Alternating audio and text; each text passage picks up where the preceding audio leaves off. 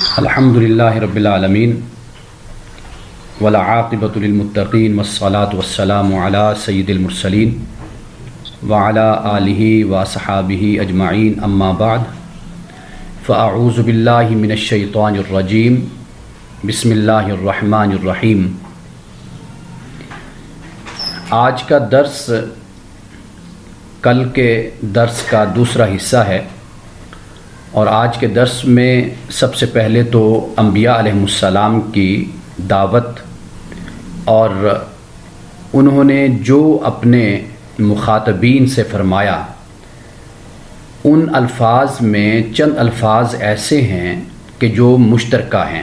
ایک تو ہم اس پر بات کریں گے، اور دوسرا جو آج جس کا میں ذکر کرنا چاہوں گا وہ ہے کہ رسول اللہ صلی اللہ علیہ وسلم کا اسم گرامی محمد قرآن مجید میں 4 مقامات پہ آیا ہے، اور ان مقامات پہ کس حوالے سے رسول اللہ کا ذکر کیا گیا ہے، یہ ہمارا دوسرا حصہ ہے آج کی گفتگو کا۔ اور تیسرا جو نقطہ ہے وہ انبیاء علیہم السلام کی دعائیں ہیں۔ میں خاص طور پر چونکہ رمضان المبارک کا مہینہ ہے تو میں چاہوں گا کہ قرآن مجید میں انبیاء علیہم السلام کی جو دعائیں نقل کی گئی ہیں کہ انہوں نے اللہ سبحانہ و تعالیٰ کی بارگاہ میں دعائیں کی، التجائیں کی، اللہ کی بارگاہ میں گڑ گڑائے، گریوزاری کی، اور کیا الفاظ بولے، یہ تیسرا نقطہ ہے۔ اور آخر میں زکوٰۃ کے حوالے سے چند سوالات میرے پاس ہیں، تو میں ان سوالات پر آخر میں جا کر گفتگو کروں گا، اور وہ بڑے اہم سوالات ہیں۔ تو کل جہاں پہ ہم نے اپنی گفتگو کا سلسلہ روکا تھا، آج وہیں سے ہم اپنی بات کا آغاز کرتے ہیں۔ حضرت موسیٰ علیہ السلام کا میں نے ذکر کیا، قرآن مجید میں 136 مرتبہ حضرت موسیٰ کا ہمیں ذکر ملتا ہے۔ قرآن مجید کو آپ پڑھیے تو ایسا لگتا ہے کہ اللہ سبحانہ و تعالیٰ نے حضرت موسیٰ علیہ السلام کو کلیم اللہ تو بنایا ہی، لیکن ایک محبت اور ایک تعلق کا اظہار بھی قرآن مجید میں حضرت موسیٰ علیہ السلام سے اللہ پاک نے کیا۔ حضرت موسیٰ علیہ السلام بھی اللہ سبحانہ و تعالیٰ سے کلام کے لیے اور ملاقات کے لیے بے چین تھے، اور اسی طرح اللہ سبحانہ و تعالیٰ نے بھی حضرت موسیٰ علیہ السلام کی تربیت، تعلیم، پرورش اس کے لیے خاص طور پہ فرمایا کہ آپ کی جتنی بھی تیاری ہے، آپ کی پرورش اور تربیت ہے، یہ ہماری نظروں میں ہوئی ہے اور ہماری نظروں میں ہی آپ ہیں۔ یعنی یہ ویسے تو رب تعالیٰ کی نگاہوں میں ہر شخص ہے، اس کی حفاظت میں ہے، اس کی نگرانی میں ہے، لیکن اللہ سبحانہ و تعالیٰ کا اپنے کسی بندے کے لیے فرمانا تو یہ بڑے مقام اور مرتبہ کی بات ہے۔ اور اسی طرح رسول اللہ صلی اللہ علیہ وسلم کے لیے بھی اللہ پاک نے قرآن مجید میں یہ فرمایا ہے فَإِنَّكَ بِأَعْيُنِنَا، کہ آپ ہماری آنکھوں میں ہیں، ہماری نظروں میں ہیں، ہماری نگاہوں میں ہیں۔ تو یہ بڑے مقام اور مرتبہ کی بات ہے کہ اللہ سبحانہ و تعالیٰ اس طرح اپنے پیغمبر کا، اپنے نبی اور رسول کا ذکر کرتا ہے۔ تو حضرت موسیٰ علیہ السلام کے بارے میں یہ سورۃ الشعراء میرے سامنے ہے۔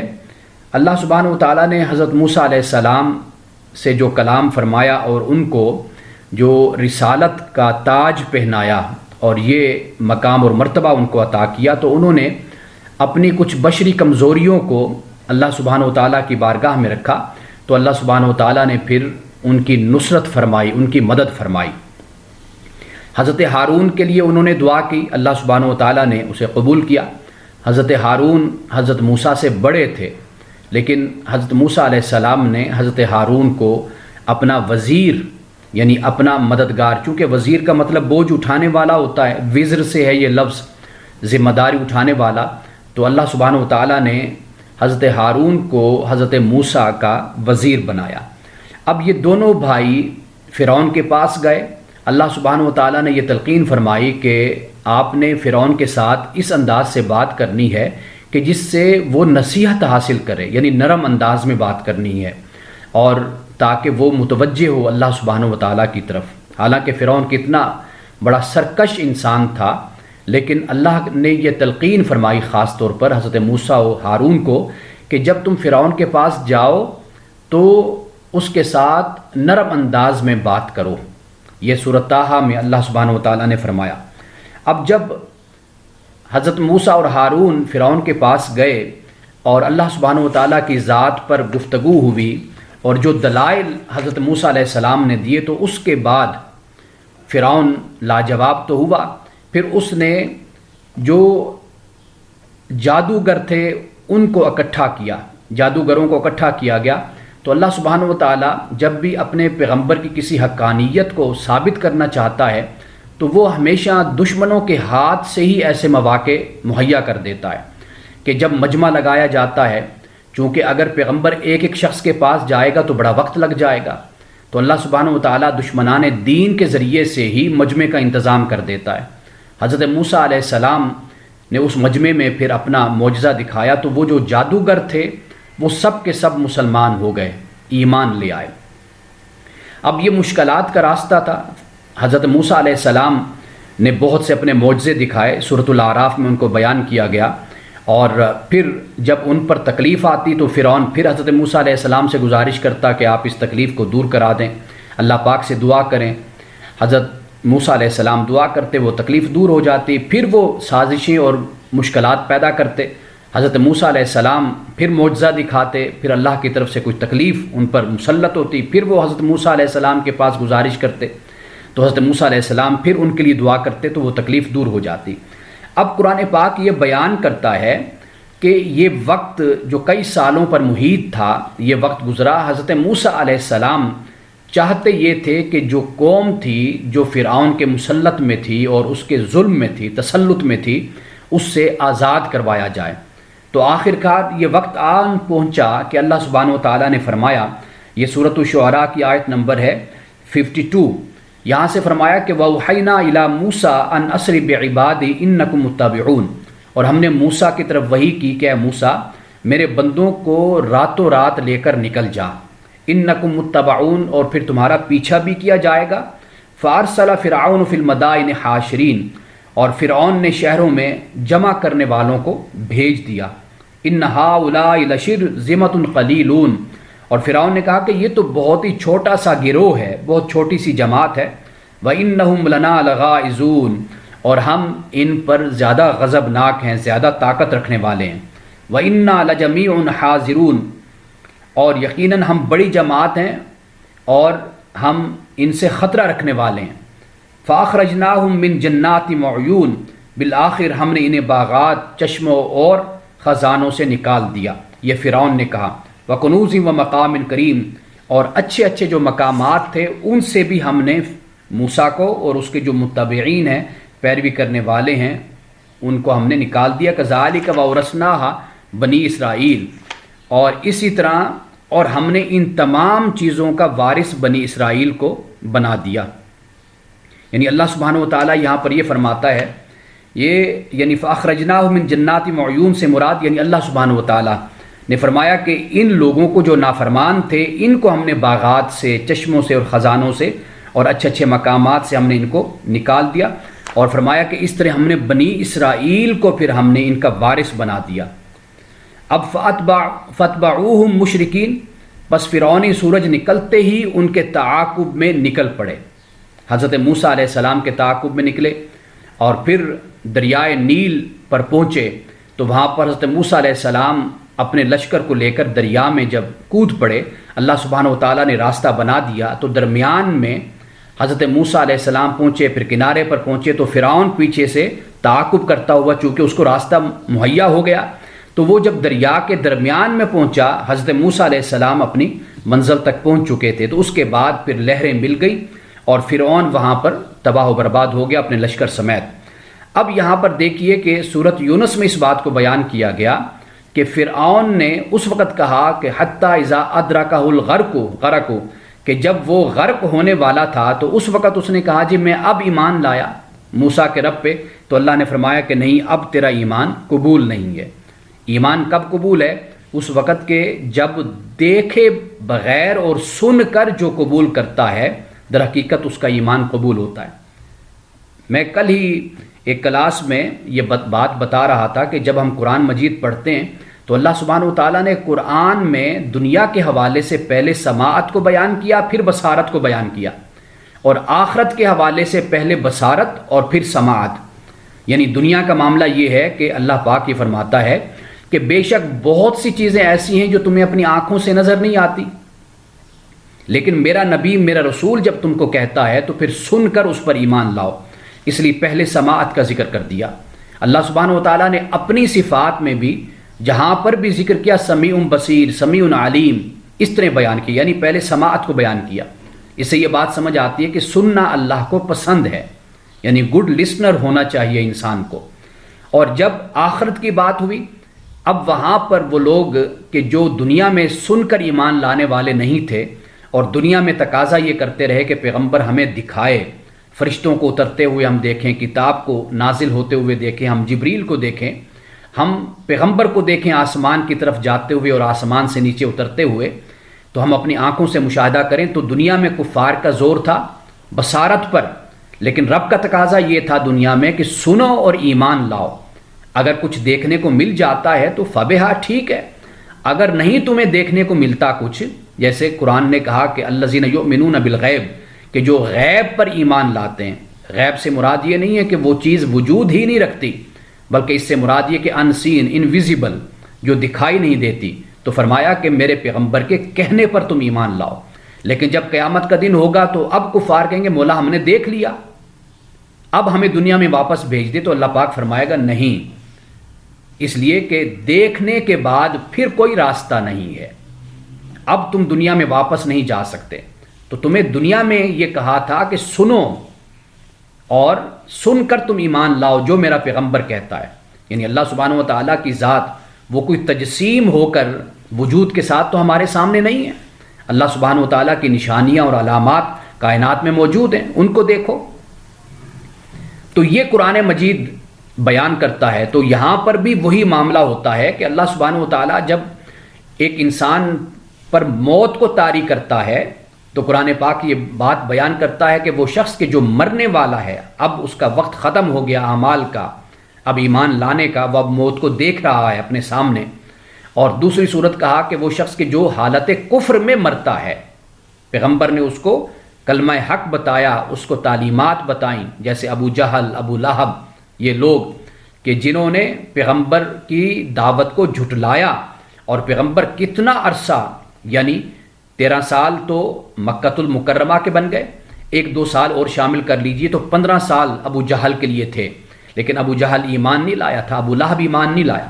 لیکن جب ایسا شخص مرنے لگتا ہے تو اب کہتا ہے جی میں ایمان لاتا ہوں، تو اللہ فرماتا ہے کہ نہیں، ایسا ایمان اب قبول نہیں ہے۔ اور اسی طرح وہ شخص کہ جو موت کو دیکھتا ہے، اور اسی طرح وہ شخص کہ جو حالت کفر میں مرتا ہے، تو ایسے لوگوں کی معافی نہیں ہے۔ تو اس لیے فرعون نے جب موت کو دیکھا، اب اسے اندازہ ہو گیا کہ اب میں دنیا سے جا رہا ہوں، اب یہ سلطنت، یہ بادشاہت، کہ جو حامان سے کہا کہ بھئی حامان میں ذرا آسمان کی طرف جانا چاہتا ہوں، تو ایسے کرو کہ ذرا مٹی کو پکاؤ اچھی طرح، اور پکا کر یعنی اینٹیں بناؤ، پھر اس سے محل تعمیر کرو، بہت اونچی عمارت بناؤ، میں چاہتا ہوں ذرا اس عمارت پر چڑھ کر میں ذرا دیکھوں تو صحیح۔ یعنی فرعون نے ایک تمسخر کے انداز میں کہ میں موسیٰ کو کہ خدا کو ذرا دیکھنا چاہتا ہوں، دیکھو وہ کدھر ہے وہ۔ تو چونکہ وہ خود خدائی کا دعویٰ کر بیٹھا تھا، تو وہ حضرت موسیٰ علیہ السلام کے دلائل سے جب لاجواب ہوا تو پھر وہ اس طرح کے انداز اس نے اختیار کیے۔ تو فرعون نے اپنی زندگی میں حضرت موسیٰ علیہ السلام پہ ایمان لانے کی اسے توفیق نہ ہوئی، تو پھر یہ وقت آیا جہاں پر وہ غرق ہو گیا۔ قرآن پاک نے اس بات کو بیان کیا اس کے ثم اغرقنا الآخرین، کہ سب کو پھر وانجینا موسیٰ ومن معہ اجمعین، کہ ہم نے موسیٰ کو اور جو موسیٰ کے ساتھ تھے تمام کو ہم نے نجات عطا کی۔ ثم اغرقنا الآخرین، اور پھر ہم نے جو دوسرے لوگ تھے ان کو ڈبو دیا۔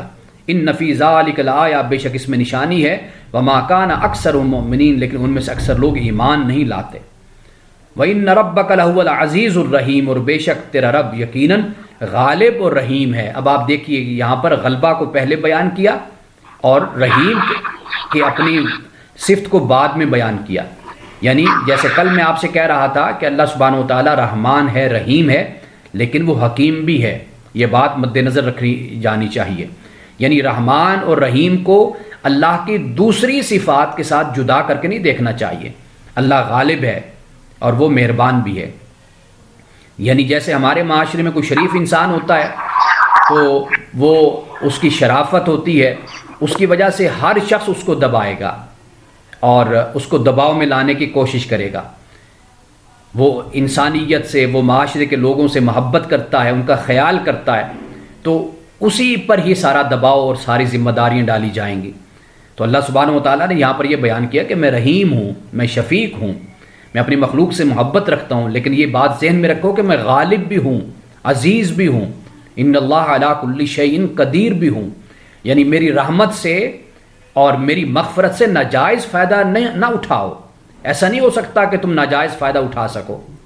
تو اس لیے اللہ سبحانہ و تعالیٰ جہاں پر رحمان اور رحیم اپنے آپ کو بیان کرتا ہے تو اس کے ساتھ ساتھ عزیز کو بھی بیان کرتا ہے، قدیر کو بھی بیان کرتا ہے، حکیم کو بھی بیان کرتا ہے۔ اب اس کے بعد حضرت ابراہیم علیہ السلام کا ذکر ہوتا ہے۔ حضرت ابراہیم علیہ السلام کے تمام معاملات کو قرآن پاک میں مختلف مقامات پر بیان کیا گیا۔ سورۃ الانبیاء میں ہم نے اپنے دروس میں پڑھا، اور اس کے علاوہ سورۃ مریم میں بھی حضرت ابراہیم علیہ السلام کے مختلف واقعات کو جو آپ نے اپنے ابی کے ساتھ آپ کی گفتگو ہوئی، آپ کا مکالمہ ہوا، اس کا ذکر سورۃ مریم میں بھی ہوا۔ تو اس طرح ہم نے مختلف مقامات پر اسے پڑھا ہے۔ حضرت ابراہیم علیہ السلام کے جو الفاظ ہیں اللہ سبحانہ و تعالیٰ کی ذات کے لیے جو آپ کہتے ہیں، آپ فرماتے ہیں الذی خلقنی فہو یہدین، کہ وہی خدا ہے کہ جس نے مجھے پیدا کیا اور وہی میری راہبری کرتا ہے، میری رہنمائی کرتا ہے۔ والذی هو یطعمنی ویسقین، اور وہی خدا ہے جو مجھے کھلاتا، مجھے پلاتا ہے۔ وَإِذَا مَرِضْتُ فَهُوَ يَشْفِينِ، اور جب میں بیمار ہوتا ہوں تو وہ مجھے شفا دیتا ہے۔ یہ سورۃ الشعراء کی آیات نمبر ہیں 78، یہاں سے میں پڑھ رہا ہوں۔ جب میں بیمار ہوتا ہوں تو وہ شفا دیتا ہے۔ یہ ہوتا ہے ادب، یہ احترام ہوتا ہے، بارگاہ رب العزت کا ادب، کہ بیماری کی نسبت اپنی طرف کی۔ یہ نہیں فرمایا تو مجھے بیمار کرتا ہے، فرمایا کہ میں خود بیمار ہوتا ہوں، فہو یشفین، تو مجھے شفا دیتا ہے۔ والذی یمیتنی ثم یحیین، اور وہ خدا ہے کہ جو مجھے موت دے گا، ثم یحیین، پھر مجھے وہ زندہ کرے گا۔ والذی اطمع ان یغفر لی خطیئتی یوم الدین، اور وہی خدا ہے کہ جس سے مجھے امید ہے کہ وہ میری خطاؤں کو معاف کر دے گا۔ کب؟ یوم الدین، جزا کے دن۔ اب دیکھیے کہ یہ پیغمبر ہیں، اللہ کی بارگاہ میں کس طرح عبدیت اور کس طرح تذلل کا اظہار کرتے ہیں کہ مجھے امید ہے، مجھے طمع ہے، مجھے امید بندھی ہے کہ میرا رب جو ہے وہ میری خطاؤں کو معاف کر دے گا قیامت کے دن۔ رب ہب لی حکما والحقنی بالصالحین، اے میرے رب مجھے حکمت عطا فرما اور مجھے نیک لوگوں میں شامل کر لے۔ یہ اکثر انبیاء علیہ السلام کی دعا ہے کہ انہوں نے ہمیشہ یہ کہا کہ مولا ادخلنی من الصالحین، مجھے نیک لوگوں میں شامل کر لے، مجھے نیک لوگوں میں ملا دے۔ یہ اکثر انبیاء علیہ السلام کی یہ دعا تھی۔ وجعل لی لسان صدق فی الآخرین، اور میرا ذکر خیر پچھلے آنے والے لوگوں میں تو باقی رکھ۔ یعنی حضرت ابراہیم علیہ السلام کے ذکر کو اللہ تعالیٰ نے پھر کس طرح قائم و دائم رکھا، اور قیامت تک حضرت ابراہیم علیہ السلام کا ذکر ہوتا رہے گا۔ وجعلنی من ورثۃ جنت نعیم، اور مجھے نعمتوں والی جنت کے وارثوں میں سے بنا دے۔ یعنی جہاں دوسرے جنت کے وارث ہیں مولا، مجھے تو ان میں شامل فرما دے۔ وغفر لأبی انہ کان من الضالین، اور میرے ابی کو بخش دے کہ یقیناً وہ گمراہوں میں سے تھا۔ ولا تخزنی یوم یبعثون، اور جس دن لوگوں کو دوبارہ اٹھایا جائے گا مولا مجھے رسوا نہ کرنا۔ یوم لا ینفع مال ولا بنون، یہ وہ دن ہوگا قیامت کا کہ جب مال اور نہ اولاد کوئی بھی نفع نہیں دے گی۔ اب آگے دیکھیے الفاظ، یہاں میں آپ کو لانا چاہتا تھا کہ الا من اتی اللہ بقلب سلیم، لیکن فائدہ اسی شخص کو ہوگا، یعنی وہی شخص اللہ کی بارگاہ میں بخشا جائے گا، اللہ کا پسندیدہ بندہ ہوگا جو اللہ کی بارگاہ میں قلب سلیم لائے گا، جھکا ہوا دل لائے گا، بے عیب دل لائے گا، فرما بردار دل لائے گا. یعنی اس نے زندگی اس طرح گزاری ہوگی کہ اس کا دل ہر وقت رب کی فرما برداری میں رہتا ہوگا. یعنی اس کے دل میں اللہ کی فرما برداری جاگزی ہو جائے گی، اس کی محبت ہوگی. یہ دل لے کر اللہ کی بارگاہ میں جو آئے گا، فرمایا کہ وَأُزْلِفَتِ الْجَنَّةُ لِلْمُتَّقِينَ، اور پھر یہ وہ لوگ ہوں گے کہ جن کے لیے جنت کو قریب کر دیا جائے گا. یہ کون لوگ ہیں؟ یہ فرما دیا کہ یہ متقین لوگ ہیں. انبیاء علیہ السلام بھی متقین ہیں. اب اس کے بعد دیکھیے حضرت نوح علیہ السلام کا ذکر ہوتا ہے. حضرت نوح کا ذکر ہم نے سورۃ الاعراف میں کل کیا تھا، لیکن یہاں پہ جو میں بات بیان کرنا چاہتا ہوں نا، خاص طور پر کہ انبیاء علیہ السلام کا قرآن مجید میں ذکر پھیلا ہوا ہے، مختلف مقامات پر ہے، لیکن کہیں پر کسی پہلو کو اجاگر کیا گیا، کہیں پر کسی پہلو کو اجاگر کیا گیا. یہی تصریف آیات بھی ہے، یہی تذکیر بھی ہے کہ اللہ سبحانہ و تعالیٰ مختلف انداز میں کسی مقام پر کسی پہلو کو اور کسی مقام پر کسی پہلو کو اجاگر فرماتا ہے. اب یہاں پر دیکھیے حضرت نوح علیہ السلام نے کیا فرمایا؟ وما اسألکم علیہ من اجر ان اجری الا علی رب العالمین، کہ میں تم سے اس پر کوئی اجر نہیں مانگتا، کوئی بدلہ نہیں چاہتا. ان اجری الا علی رب العالمین، کہ میرا جو اجر ہے وہ تو صرف اور صرف رب العالمین پر ہے. یعنی عالمین کا رب وہ مجھے اجر اور اس کی جزا مجھے عطا کرے گا. اب یہ حضرت نوح علیہ السلام نے یہ فرمایا، کیونکہ جب ایک شخص خیر خواہ ہو کر، اگر ایک شخص ہمدرد بن کر، غم گسار بن کر، ایک شخص اچھی نیت کے ساتھ اگر کسی کے ساتھ بھلائی کرتا ہے، اسے دنیاوی نہیں آخرت کی طرف بلاتا ہے، تو جو لوگ ہوتے ہیں معاشرے کے، وہ یہ سوچتے ہیں کہ یار اس کا انسان، اس میں کیا، اس کا منفعت اس کی کیا ہے، اس کا کیا فائدہ ہے، یہ آخر ہمیں کیوں اس طرف بلاتا ہے. تو حضرت نوح علیہ السلام نے اس لیے فرمایا کہ بھائی میں تم سے اس پر کوئی اجر کا سوال نہیں کرتا، مجھے کچھ نہیں چاہیے، اس لیے کہ میری جزا، میرا اجر، میرا انعام وہ میرے رب پر ہے، وہ مجھے آخرت میں عطا کرے گا. اب یہ چونکہ میں کل حضرت نوح علیہ السلام کی دعوت کا ذکر کر چکا ہوں، اس لیے میں صرف اسی نقطے پر ہی حضرت نوح علیہ السلام کے حوالے سے اکتفا کرتا ہوں. اب دیکھیے کہ وَإِلَىٰ عَادٍ أَخَاهُمْ هُودًا، عاد کی طرف کون آئے تھے؟ حضرت ہود علیہ السلام. یہاں پر فرمایا کذبت عاد المرسلین، کہ عاد نے بھی رسولوں کو جھٹلایا تھا. اب حضرت ہود نے کیا کہا تھا؟ حضرت ہود نے کہا وما اسألکم علیہ من اجر ان اجری الا علی رب العالمین، کہ میں تم سے اس پر کوئی اجر نہیں مانگتا، میرا اجر تو میرے رب پر ہے جو تمام جہانوں کا رب ہے. یہ فرمایا. چونکہ حضرت ہود کا ذکر بھی میں نے کل کر دیا تھا. اب یہاں پر آپ دیکھیے کہ حضرت ہود نے بھی یہی فرمایا، اس لیے کہ حضرت ہود علیہ السلام کی جو قوم تھی وہ بڑی مضبوط قوم تھی، بڑے بڑے گھر بنانے والی اور ٹھیک ٹھاک خوشحال قوم تھی. ان کے ذہن میں یہ بات آ سکتی تھی، بات آئی ہوگی، انہوں نے اعتراض کیا، تو حضرت ہود علیہ السلام نے ان سے یہ فرمایا کہ میں تم سے کوئی اس پر اجر نہیں مانگتا. اب اس سے آگے دیکھیے حضرت وَإِلَىٰ ثَمُودَ أَخَاهُمْ صَالِحًا، حضرت صالح علیہ السلام قوم سمود کی طرف آئے. کذبت ثمود المرسلین، اور سمود نے بھی مرسلین کو جھٹلایا. یہاں پر کیا فرمایا؟ فرمایا وَمَا أَسْأَلُكُمْ عَلَيْهِ مِنْ أَجْرٍ، میں تم سے اس پر کوئی اجر نہیں مانگتا، ان اجر الا علی رب العالمین، میرا تو اجر صرف اور صرف رب العالمین پر ہے. اب یہ وہ قوم ہے جس کا ذکر میں نے کل بھی کیا تھا کہ قرآن پاک نے بیان کیا کہ یہ لوگ وَتَنْحِتُونَ مِنَ الْجِبَالِ بِيُوتًا فَارِحِينَ، کہ یہ وہ لوگ تھے کہ جو پہاڑوں کو تراش تراش کر بڑے پرتکلف عالیشان گھر تعمیر کرتے تھے. فَاتَّقُوا اللَّهَ وَأَطِيعُونِ، پس اللہ سے ڈرو اور میری اطاعت کرو. وَلَا تُطِيعُوا أَمْرَ الْمُسْرِفِينَ، اور مسرفین یعنی حد سے گزر جانے والوں کی اطاعت سے باز آ جاؤ. الذین یفسدون فی الارض ولا یصلحون، جو زمین میں فساد کرتے ہیں اور اصلاح نہیں کرتے. یہ کون سی قوم تھی؟ یہ حضرت صالح علیہ السلام کی قوم تھی. اب اس کے بعد آ جائیے حضرت لوط علیہ السلام کی قوم. کذبت قوم لوط المرسلین، مرسلین کو جھٹلایا قوم لوط نے. اب حضرت لوط علیہ السلام نے کیا کہا؟ وما اسلکم علیہ من اجر ان اجری الا علی رب العالمین، کہ میں تم سے اس پر کوئی اجر نہیں مانگتا، میرا اجر تو رب العالمین پر ہے۔ یہ حضرت لوط علیہ السلام کا ذکر ہوتا ہے۔ اب دیکھیے حضرت شعیب کا ذکر ہوا۔ حضرت شعیب کے بارے میں نے آپ کو بتایا تھا کہ حضرت شعیب علیہ السلام کی قوم تجارت میں، کاروبار میں یعنی کم تولنا ان کی عادت تھی، کم تولتے تھے۔ حضرت شعیب علیہ السلام نے یہ فرمایا کہ جب تم قیمت پوری لیتے ہو تو پھر کم تولتے کیوں ہو؟ آپ نے اس سے منع کیا۔ اب دیکھیے حضرت شعیب علیہ السلام کے الفاظ بھی دیکھیے، وما اسلکم علیہ من اجر ان اجری الا علی رب العالمین، کہ میں تم سے اس پر کوئی اجر نہیں مانگتا، میرا اجر صرف اور صرف رب العالمین پر ہے۔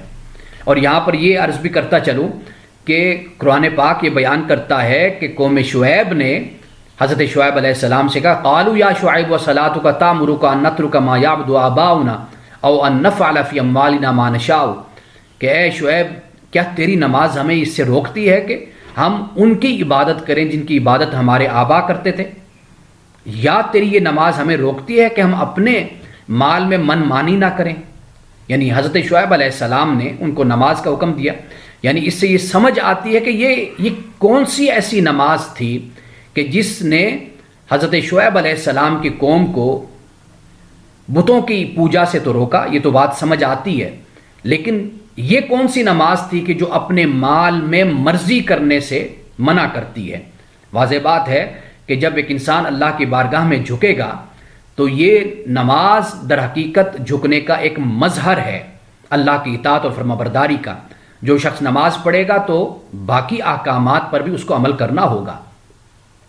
سورۃ العنکبوت میں اللہ پاک نے فرمایا ان الصلاۃ تنہی عن الفحشاء والمنکر، کہ بے شک نماز فحش سے اور منکر سے روکتی ہے۔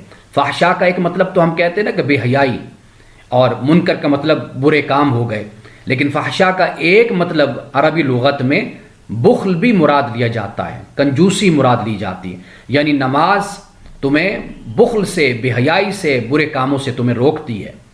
تو جب یہ ایسی نماز ہوگی تو واقعی قوم شعیب تو یہ سوال کرے گی کہ اے شعیب یہ تیری کیسی نماز ہے کہ جو ہمیں اپنے مالوں میں منمانی کرنے سے روکتی ہے، یعنی ہم اپنی مرضی کے مطابق مال کو خرچ نہ کریں۔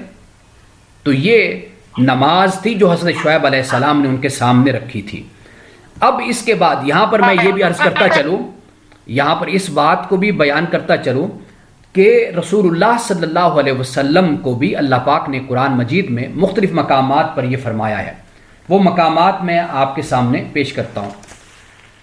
رسول اللہ صلی اللہ علیہ وسلم کو اللہ پاک نے فرمایا قل، یہ سورت صاد ہے، 38 نمبر ہے سورت کا، اور آیت نمبر ہے 86۔ اللہ پاک نے فرمایا قل ما اسألکم علیہ من اجر، اے نبی صلی اللہ علیہ وسلم آپ ان سے کہہ دیجئے کہ میں اس پر تم سے کسی اجر کا سوال نہیں کرتا، وما انا من المتکلفین، اور میں تکلف کرنے والوں میں سے بھی نہیں ہوں۔ یعنی ایسا بھی ہوتا ہے نا کہ انسان کہتا ہے جی نہیں کوئی بات نہیں ہے، لیکن دل میں ہوتا ہے کہ ضرور ایسا ہو جائے، تو یہ تکلف ہوتا ہے، یعنی ظاہر اور باطن میں فرق ہوتا ہے۔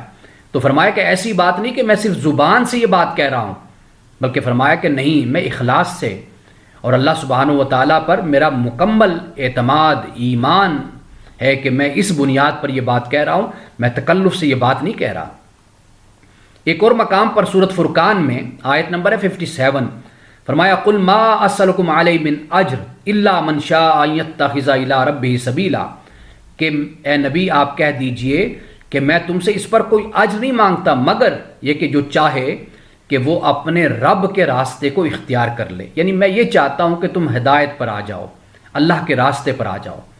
اب تیسری آیت سورۃ الشورى کی، فرمایا آیت نمبر ہے 23، قل ما اسألکم علیہ من اجر الا المودۃ فی القربى، کہ میں صرف تم سے یہ سوال کرتا ہوں، یعنی میں تم سے کوئی اجر کا سوال نہیں کرتا مگر میں تمہیں یہ کہتا ہوں کہ کم از کم قرابت کا خیال تو کرو، کہ تم تو میری جان کے ہی دشمن بن گئے، مجھے اذیت پہنچانے لگ گئے اور تم میری جان کے درپے ہو گئے، تم کم از کم اسی بات کا خیال کر لو کہ میں تمہارا بھتیجا ہوں، تمہارا بھائی ہوں، میں تمہارا رشتہ دار ہوں، اسی چیز کا ہی خیال کر لو۔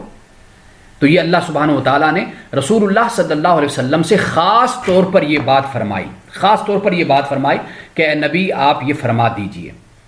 اب اس کے بعد جو آخری رکوع ہے سورۃ الشعراء کا، اس میں رسول اللہ صلی اللہ علیہ وسلم کا بھی ذکر ہے اور قرآن مجید کا بھی ذکر ہے۔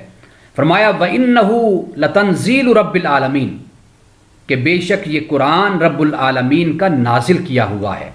نازل بہ الروح الامین، اسے روح امین نے نازل کیا، حضرت جبریل نے، علی قلبک، تیرے دل پر، لتکون من المنذرین، تاکہ تو آگاہ کرنے والوں میں سے ہو جائے، بلسان عربی مبین، اور یہ صاف عربی زبان میں ہے، صاف عربی زبان میں، یعنی اس کو سمجھنا کوئی مشکل نہیں ہے۔ وَإِنَّهُ لَفِي زُبُرِ الْأَوَّلِينَ، اور یہ وہ قرآن ہے کہ جس کا ذکر پہلے صحیفوں میں بھی ہے، انبیاء کی کتابوں میں ذکر ہے۔ اولم یکن لہم آیۃ ان یعلمہ علماء بنی اسرائیل، کیا ان کے لیے یہ نشانی کافی نہیں ہے کہ قرآن مجید کو بنی اسرائیل کے علماء بھی جانتے ہیں؟ قرآن پاک نے مختلف مقامات پہ یہ فرمایا نا کہ فَاسْأَلُوا أَهْلَ الذِّكْرِ، پوچھو اہل ذکر سے، ان کنتم لا تعلمون، اگر تم نہیں جانتے۔ تو یہاں پر اہل ذکر سے مراد اہل تورات ہیں، اہل انجیل ہیں، اہل کتب ہیں، جو پہلے انبیاء پر کتب نازل ہوئی ان میں قرآن مجید کا ذکر کیا گیا۔ تو قرآن پاک نے یہ کہا کہ اگر تم نہیں جانتے تو پھر بنی اسرائیل کے علماء کو سے جا کر پوچھ لو، اہل کتاب کے جو دانشور ہیں، علم رکھنے والے، ان سے جا کر پوچھو، وہ تمہیں بتائیں گے اس کے بارے میں۔ تو یہ قرآن پاک میں، قرآن پاک کے حوالے سے اللہ پاک نے یہاں پر اس مقام پر فرمایا۔ یہ سورۃ الشعراء ہے اور آیت نمبر ہے 192، یہاں سے میں نے پڑھا ہے 197 تک۔ اب اس سے آگے اللہ پاک نے رسول اللہ صلی اللہ علیہ وسلم کو یہ فرمایا کہ اپنے رشتہ داروں کو، آپ قریبی رشتہ دار ہیں، آپ ان کو ڈرائیے، ان کو اسلام کے بارے میں آگاہ کیجیے۔ اور یہاں پر وہی شعراء کا بھی ذکر ہمیں ملتا ہے، اکثر طور پر یہ آیت ہم پڑھتے ہیں کہ وَالشُّعَرَاءُ يَتَّبِعُهُمُ الْغَاوُونَ، اس لیے کہ قرآن پاک پر یہ تہمت لگائی جاتی تھی کہ یہ قرآن شاعری ہے۔ اللہ پاک نے فرمایا کہ وَالشُّعَرَاءُ يَتَّبِعُهُمُ الْغَاوُونَ، یہ جو شعراء ہوتے ہیں نا، یہ تو بہکے ہوئے ہوتے ہیں۔ اور أَلَمْ تَرَ أَنَّهُمْ فِي كُلِّ وَادٍ يَهِيمُونَ، اور یہ جو شعراء ہوتے ہیں یہ وادی میں سر ٹکراتے پھرتے رہتے ہیں، یعنی ان کے پاس ہر وادی میں سر، یعنی ہر خیال تصور بس اپنی طرف سے یہ بیان کرتے چلے جاتے ہیں، تو ان میں کوئی حقیقت نہیں ہوتی۔ وَأَنَّهُمْ يَقُولُونَ مَا لَا يَفْعَلُونَ، اور یہ کہتے ہیں جو وہ یہ کرتے نہیں ہیں۔ اب اس سے مراد یہ نہیں ہے کہ شاعری بالکل ہی مردود ہو گئی، قابل رد ہو گئی، بلکہ آگے اللہ تعالیٰ نے یہ بھی بیان کر دیا کہ إِلَّا الَّذِينَ آمَنُوا وَعَمِلُوا الصَّالِحَاتِ، مگر وہ لوگ جو ایمان لائے، وَعَمِلُوا الصَّالِحَاتِ، اور اچھے کام کیے، وَذَكَرُوا اللَّهَ كَثِيرًا، اور اللہ تعالیٰ کو بکثرت یاد کیا۔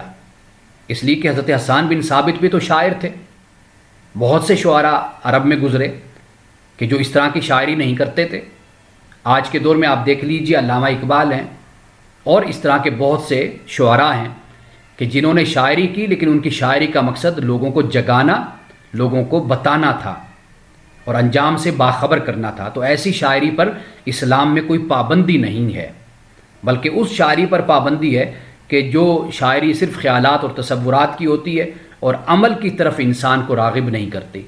اب اس کے بعد ہم آتے ہیں خاص طور پر رسول اللہ صلی اللہ علیہ وسلم کا ذکر جو قرآن پاک میں ہوا، اور 4 مقامات ہیں جہاں پر لفظ محمد کا بیان ہوتا ہے۔ پہلا مقام ہے سورۃ آل عمران ہے قرآن مجید کی، اور آیت نمبر ہے 144۔ اس کا پس منظر میں آپ کو بتا دوں، غزوہ احد کے موقع پر کہ جب یہ افواہ عام ہو گئی کہ رسول اللہ صلی اللہ علیہ وسلم شہید ہو گئے، تو اس کے بعد صحابہ میں ایک بھگدڑ سی مچ گئی، اور اس کے بعد صحابہ نے یہ خیال کیا، کئی صحابہ سے مروی ہے کہ اب ہم نے جی کر کیا کرنا ہے کہ رسول اللہ صلی اللہ علیہ وسلم تو دنیا سے تشریف لے گئے۔ تو اس مقام پر اللہ سبحانہ و تعالیٰ نے فرمایا وَمَا مُحَمَّدٌ إِلَّا رسول، نہیں محمد مگر اللہ کے رسول ہیں، قد خلت من قبل الرسل، آپ صلی اللہ علیہ وسلم سے پہلے بھی رسول آئے اور چلے گئے۔ أَفَإِن مَاتَ أَوْ قُتِلَ انقلبتم عَلَىٰ أَعْقَابِكُمْ، کیا اگر رسول اللہ صلی اللہ علیہ وسلم کو قتل کر دیا جائے، شہید کر دیا جائے، یا آپ دنیا سے رخصت ہو جائیں تو کیا تم واپس پلٹ جاؤ گے؟ وَمَن يَنْقَلِبْ عَلَىٰ عَقِبَيْهِ، اور جو واپس پلٹے گا فَلَن يَضُرَّ اللَّهَ شَيْئًا، تو وہ ہرگز اللہ کو کوئی نقصان نہیں پہنچائے گا۔ وَسَيَجْزِي اللَّهُ الشَّاكِرِينَ، اور شکر کرنے والوں کو اللہ تعالیٰ جزا دیتا ہے۔ یعنی اصل بات کیا ہے؟ وہ یہ ہے کہ رسول اللہ صلی اللہ علیہ وسلم کا پیغام، آپ جو دین لے کر آئے اس دین کے پیروکار بنو، اس دین کے داعی بنو، مبلغ بنو، اس دین کو پھیلاؤ۔ رسول اللہ صلی اللہ علیہ وسلم بھی دنیا سے تشریف لے جائیں گے، تو کیا آپ دنیا سے جائیں گے، تشریف لے جائیں گے تو کیا واپس پلٹ جاؤ گے؟ نہیں، ایسا نہیں۔ رسول اللہ صلی اللہ علیہ وسلم کے دین کو پھیلاؤ، دعوت دین کا کام کرو، یہ در حقیقت کام ہے کرنے والا۔ تو یہ پہلی آیت ہے۔ دوسری آیت ہے سورۃ الاحزاب کی۔ سورۃ الاحزاب قرآن مجید کی 33ویں سورت ہے اور آیت نمبر ہے 40۔ فرمایا ما کان محمد نبا احد من رجالکم، کہ محمد صلی اللہ علیہ وسلم تم مردوں میں سے کسی کے باپ نہیں، ولیکن رسول اللہ، لیکن اللہ کے رسول ہیں، وخاتم النبیین، اور نبیوں کے خاتم ہیں، وکان اللہ بکل شیء علیما، اور اللہ تعالیٰ ہر شے کا علم رکھنے والا ہے۔ اب یہاں پر خاتم النبیین، ہمارے ہاں اس پر بڑی بات ہوئی، علماء نے اس پر بڑی تفصیل کے ساتھ گفتگو کی ہے، لیکن میں ایک بات عرض کروں گا کہ رسول اللہ صلی اللہ علیہ وسلم کی ختم نبوت، آپ کا آخری نبی ہونا، یہ اس طرح ہے کہ جس طرح ہم قرآن پر ایمان لاتے ہیں، جس طرح ہم نماز ادا کرتے ہیں، امت کی اس سنت کو رسول اللہ صلی اللہ علیہ وسلم نے امت میں جو جاری کر دی۔ تو لہٰذا اگر میں یہ کہا کرتا ہوں کہ اگر کوئی حدیث بھی ہمیں اس حوالے سے روایت میں نہ ملتی تو اللہ کے رسول محمد صلی اللہ علیہ وسلم اللہ کے آخری رسول ہیں، تھے، ہیں اور رہیں گے قیامت تک۔ اس لیے کہ جس طرح ہم قرآن کو مانتے ہیں، جس طرح ہم دیگر چیزوں کو، کہ اللہ سبحانہ و تعالیٰ نے جس طرح بہت سی ہمیں عبادات عطا کی کہ جن کا تفصیلی ذکر قرآن میں موجود نہیں ہے، وہ امت کی سنت ہے، امت کا اجماع ہے، امت کا تواتر ایک عمل ہے، اسی طرح رسول اللہ صلی اللہ علیہ وسلم کی ختم نبوت بھی ایک سنت ہے، ایک امت کا تواتر ہے، یہ دین کا حصہ ہے۔ اس لیے کہ دین دو طریقوں سے رسول اللہ کو دیا گیا، ایک قرآن ہے اور ایک عملی تواتر ہے۔ تو قرآن میں بھی اللہ سبحانہ و تعالیٰ نے رسول اللہ صلی اللہ علیہ وسلم کی ختم نبوت کا ذکر کر دیا، خاتم النبیین فرما دیا، اور سنت میں بھی جاری کر دیا کہ رسول اللہ کے زمانے سے لے کر، بلکہ پہلے زمانوں سے لے کر بھی آج تک اور قیامت تک یہ امت مسلمہ اس پر ایمان، یقین رکھتی ہے کہ رسول اللہ اللہ کے آخری نبی ہیں، اور اس کے بغیر ہماری نہ قیامت میں بخشش ہے اور نہ قیامت میں ہماری مغفرت ہے۔ یہ دوسرا مقام ہے۔ اب تیسرا مقام، یہ سورت محمد ہے، قرآن مجید کی 47 سورت ہے، اور یہاں پہ اللہ پاک نے فرمایا والذین آمنوا وعملوا الصالحات، اور وہ لوگ جو ایمان لائے، وہی بات جو میں نے ابھی آپ سے کہی، اللہ پاک فرماتا ہے وعملوا الصالحات، اور اچھے کام کیے، وآمنوا بما نزل علی محمد، اور وآمنوا بما نزل علی محمد، اور جو نازل کیا گیا محمد پر اس پر ایمان لائے۔ پھر کیا ہوا؟ وَهُوَ الْحَقُّ مِن رَبِّهِمْ، یہ حق ہے ان کے رب کی طرف سے یہ کلام۔ کفر عنہم سیئاتہم، تو اللہ سبحانہ وتعالیٰ نے ان کی غلطیوں کو معاف کر دیا، مٹا دیا۔ وَأَصْلَحَ بَالَهُمْ، اور ان کے حال کو بہتر کر دیا، اس کی اصلاح کر دی۔ اب یہ آیت نمبر ہے 3، یعنی اس سے معلوم ہوا کہ رسول اللہ صلی اللہ علیہ وسلم پہ جو نازل ہوا اس پر ایمان لائے تو تب ہی مغفرت ہوئی، تب ہی بخشش ہوئی۔ اور آیت نمبر 4، یہ سورۃ الفتح ہے، قرآن پاک کی 48 سورت ہے، اور آیت نمبر ہے 29۔ یہاں پر فرمایا محمد الرسول اللہ، محمد اللہ کے رسول ہیں۔ اب اس کے بعد پھر صحابہ کے اوصاف اور خوبیوں کو بیان کیا، اور ان خوبیوں میں ایک خوبی میں یہاں پر ضرور ذکر کرنا چاہتا ہوں،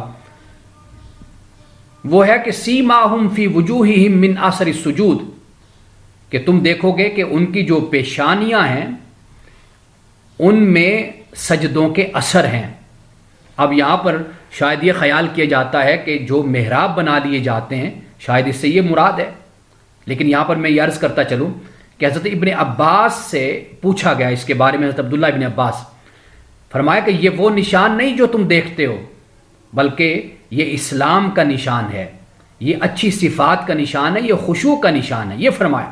یعنی چہرے سے جو شخص عبادت کرنے والا ہوتا ہے، اللہ کے حضور جھکنے والا ہوتا ہے، اس کے چہرے سے معلوم ہوتا ہے اللہ سبحانہ و تعالیٰ اسے برکتیں عطا فرماتا ہے. اور اسی طرح ایک شخص نے حضرت مجاہد حضرت عبداللہ ابن عباس کے شاگرد ہیں، اور غالباً یہ پہلے غلام بھی تھے، تو ان کو آپ نے آزاد کیا. اور پھر اس کے بعد آپ دیکھیے کہ حضرت عبداللہ ابن عباس کی صحبت کا یہ اثر ہوا کہ یہ اتنے بڑے عالم بنے، تابعی.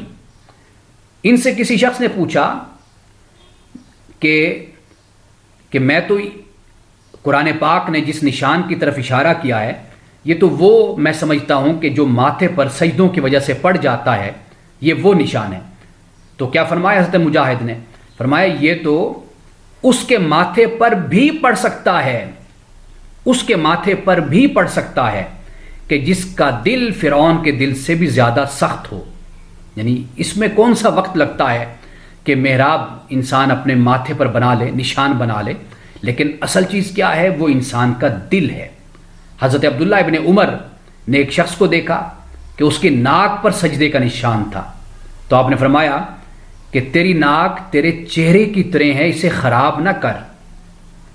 آپ ذرا خیال کیجئے، تصور کیجئے، ذرا سوچئے اس بات پر کہ صحابہ کے نزدیک اہمیت کس چیز کی تھی. ظاہر کی اہمیت نہیں تھی کہ انسان. حضرت عمر فاروق رضی اللہ تعالیٰ عنہ ایسے لوگوں کو ہرگز پسند نہیں کرتے تھے، سختی فرماتے تھے. اگر کوئی شخص بڑے عاجزی کے ساتھ اور ظاہری طور پر بڑا ہی اپنے آپ کو ایسے دکھا رہا ہے کہ میں بڑا عاجز ہوں، بڑا منکسر المزاج ہوں، حضرت عمر فاروق رضی اللہ تعالیٰ عنہ نے سختی فرما کر اس کو پکڑ کر سیدھا کیا، کھڑا کیا کہ بھائی صحیح طرح چل، تجھے کیا مسئلہ ہو گیا ہے؟ نوجوان ہے، اچھا بھلا تو چل سکتا ہے، صحت مند ہے، پھر اس طرح کیوں چل رہا ہے؟ یہ بھی روایت میں آتا ہے کہ ایک شخص مسجد میں نماز فجر کے بعد بھی بیٹھا ہوا تھا، تسبیح لے کر ذکر اذکار کر رہا تھا، تو سیدنا فاروق اعظم نے اس کو پکڑ کر مسجد سے باہر نکالا. آپ نے فرمایا جاؤ، جا کر محنت مزدوری کرو، اپنی بیوی بچوں کے لیے کماؤ، اپنے والدین کی خدمت کرو، یہ کام کرو جا کر. تو اس سے سمجھ آتی ہے کہ صحابہ اکرام رضوان اللہ تعالی علیہم اجمعین، واضح بات ہے کہ رسول اللہ کی تربیت کا اثر تھا کہ انہوں نے یہ انداز اختیار کیا، ان کی یہ سوچ اور فکر تھی، ان کا یہ رویہ تھا. تو اس لیے یہاں پر جو سجدوں کا نشان ہیں، اس سے صحابہ یہ مراد لیا کرتے تھے کہ زیادہ سے زیادہ اپنے باطن، اپنے دل پر توجہ کرو اور اپنے آپ کو اچھا انسان اور ایک اچھا مسلمان اپنے آپ کو بناؤ. اب اس کے بعد آخر میں دعاؤں کا میں ذکر کرنا چاہتا ہوں. حضرت آدم علیہ السلام کی دعا تو آپ کو معلوم ہے، ربنا ظلمنا انفسنا، یعنی حضرت آدم اور حضرت حوا، اما حوا نے، دونوں نے جو اللہ کی بارگاہ میں دعا کی تھی. سورۃ الاعراف ہے، قرآن مجید کی 7ویں سورت ہے، اور آیت نمبر ہے 23. ربنا ظلمنا انفسنا وان لم تغفر لنا وترحمنا لنکونن من الخاسرین. اے ہمارے رب، ہم نے اپنی جانوں پر ظلم کیا، وان لم تغفر لنا، اور اگر تو نے ہمیں معاف نہ کیا، وترحمنا، اور تو نے ہم پر رحم نہ کیا، لنکونن من الخاسرین، تو پھر ہم تو نقصان اٹھانے والوں میں سے ہو جائیں گے. یعنی ہم نے اپنی جانوں پر ظلم کیا، اپنے آپ کو احتساب کے لیے پیش کیا اور رب کی رحمت کو پکارا. حضرت نوح علیہ السلام نے، یہ سورۃ نوح ہے، قرآن مجید کی 71ویں سورت ہے، اور آیت نمبر ہے 28. رب اغفر لی ولوالدی ولمن دخل بیتی مؤمنا وللمؤمنین والمؤمنات. اے میرے رب، میری مغفرت فرما، میرے والدین کی مغفرت فرما، اور اس کی جو میرے گھر میں حالت ایمان میں داخل ہوا، اور مومنین کی اور مومنات کی بھی مغفرت فرما. یہ حضرت نوح علیہ السلام کی دعا ہے.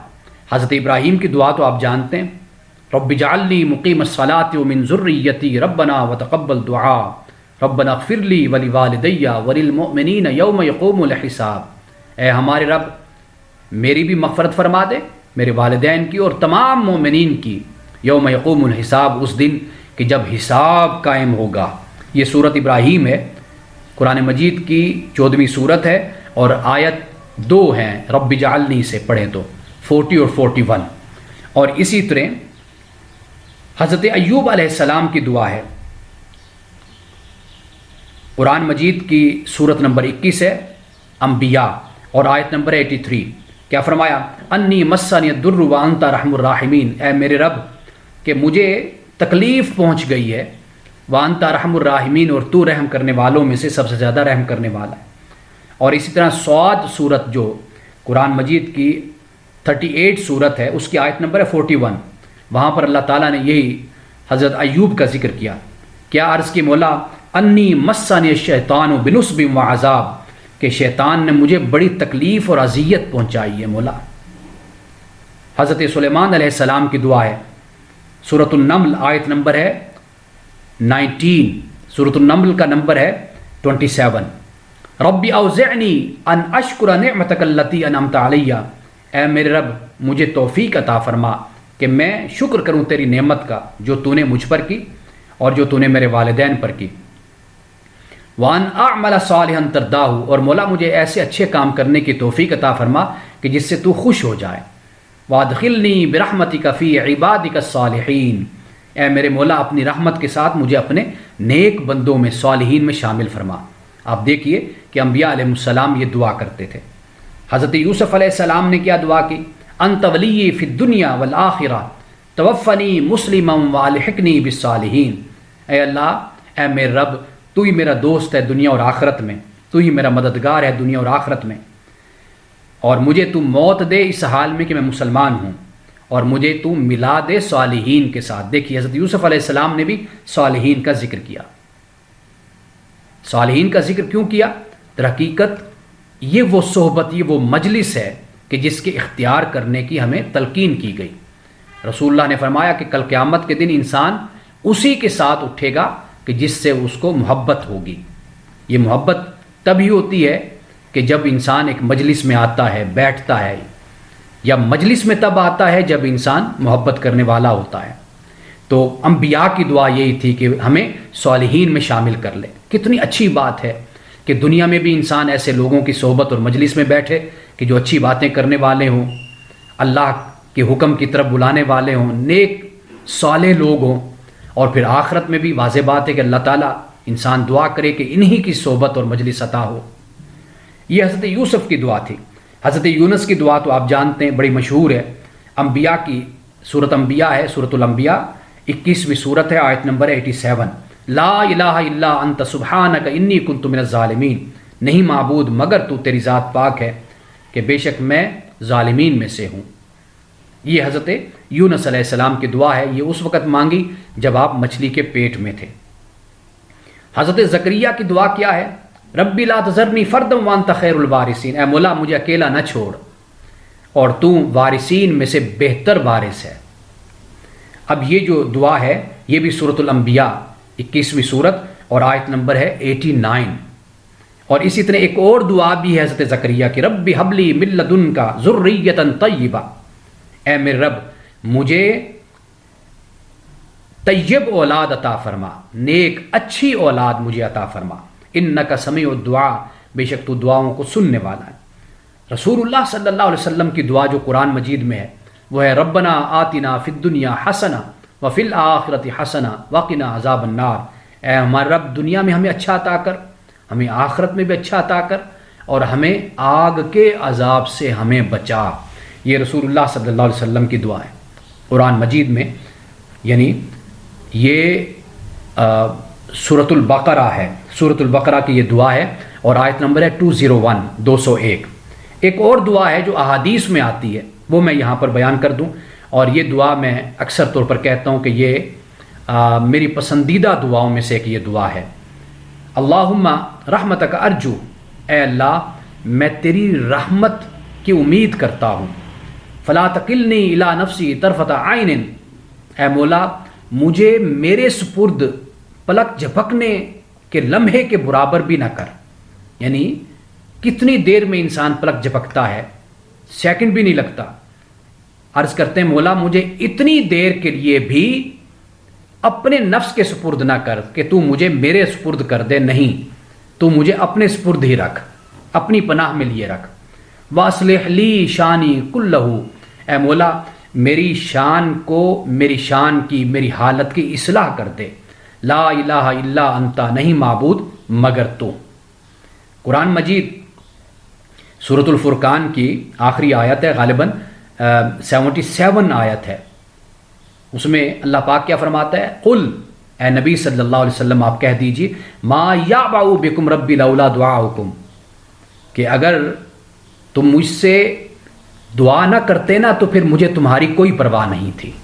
तुम मुझे दुआ करते हो, मुझे पुकारते हो, मुझे बुलाते हो, तो फिर मैं तुम्हारी परवाह करता हूँ। यानी रसूलुल्लाह ने फरमाया ना कि अल्लाह सुब्हानहू व तआला से अगर कोई नहीं मांगता तो रब उस पर नाराज़ होता है।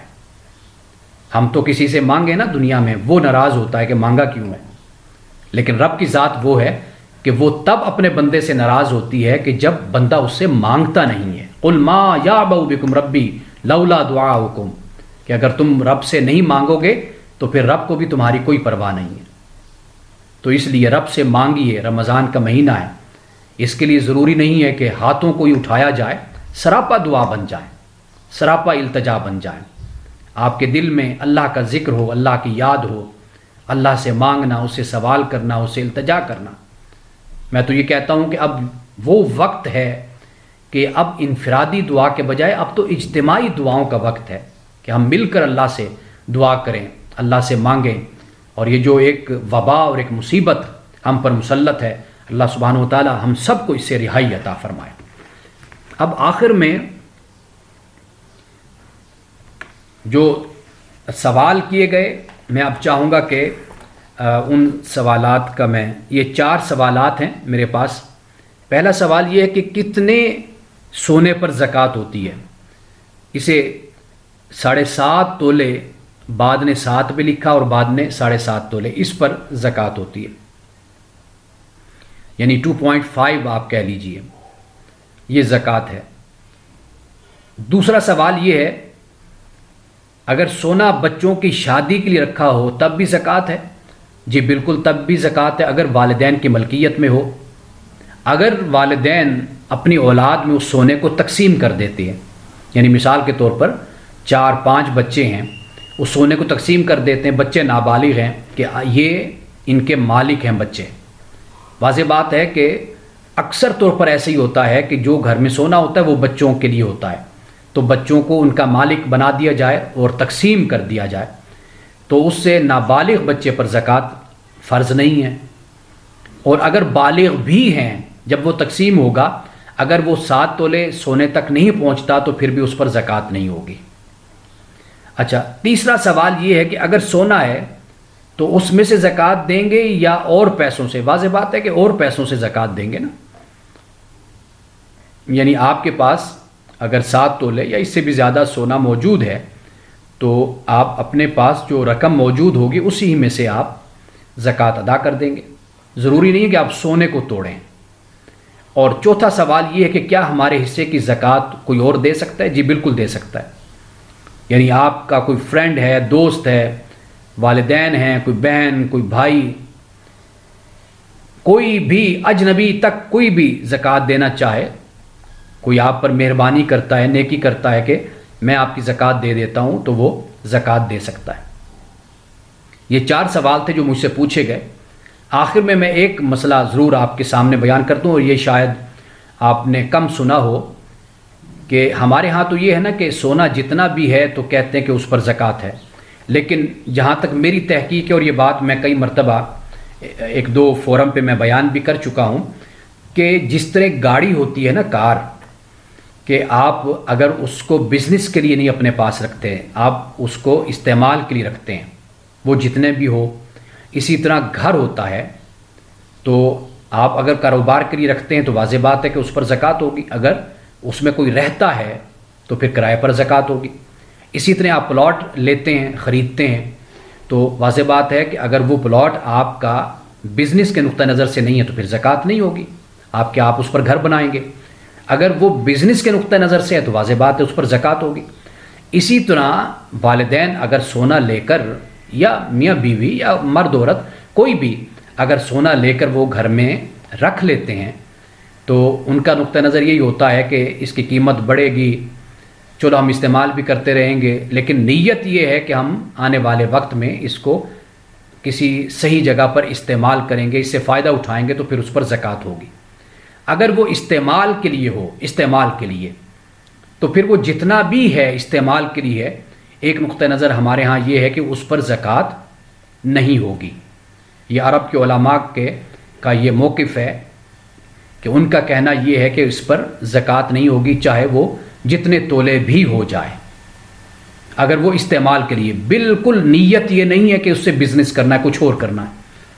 جیسے آپ جانتے ہیں کہ عرب کی دنیا میں لوگوں کے پاس بہت زیادہ سونا ہوتا ہے اور عورتیں اس کو مختلف طریقے سے استعمال بھی کرتی رہتی ہیں، تو انہوں نے کون سا اس کو بیچنا ہے، ان کے پاس آلریڈی اتنا کچھ ہوتا ہے کہ اس کو بیچنے کا انہوں نے کبھی سوچا بھی نہیں ہوتا۔ تو علماء، عرب کے علماء یہ کہتے ہیں کہ اس پر زکوٰۃ نہیں ہے۔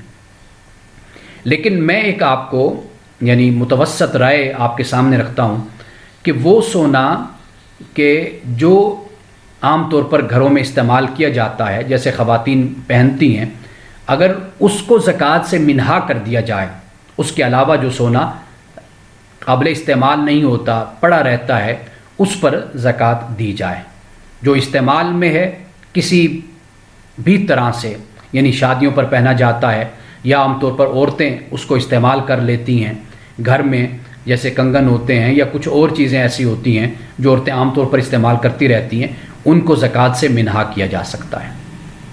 یہ وہ بات ہے کہ ہمارے ہاں تو اگرچہ یعنی جو حنفی نقطہ نظر ہے، چونکہ ہمارے ہاں فقہ حنفی کی زیادہ اکثریت ہے فالو کرنے والی، تو لہٰذا امام ابو حنیفہ کے نزدیک تو یہ ہے کہ جو بھی سونا ہوگا تو اس پر زکوٰۃ ہوگی، بس شرط یہ ہے کہ وہ 7 تولے سے زیادہ ہونا چاہیے۔ 7 تولے یا 7.5 تولے سونا ہو تو اس پر زکوٰۃ لازم ہے، چاہے وہ جس طرح کا بھی سونا رکھا جائے۔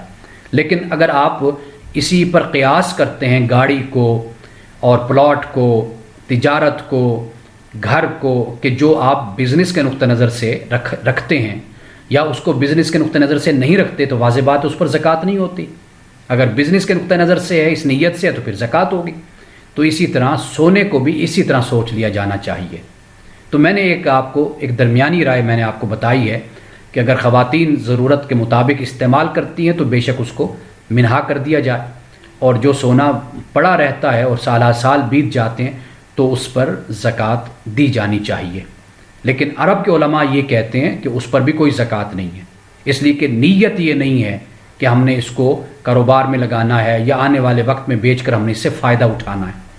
تو اس لیے عرب کے علماء کہتے ہیں کہ بالکل سونے پر زکوٰۃ اس صورت میں ہے ہی نہیں، جب تک کہ اس کی نیت کاروبار کی اور منفعت کی نہ ہو۔ وآخر دعوانا الحمدللہ رب العالمین۔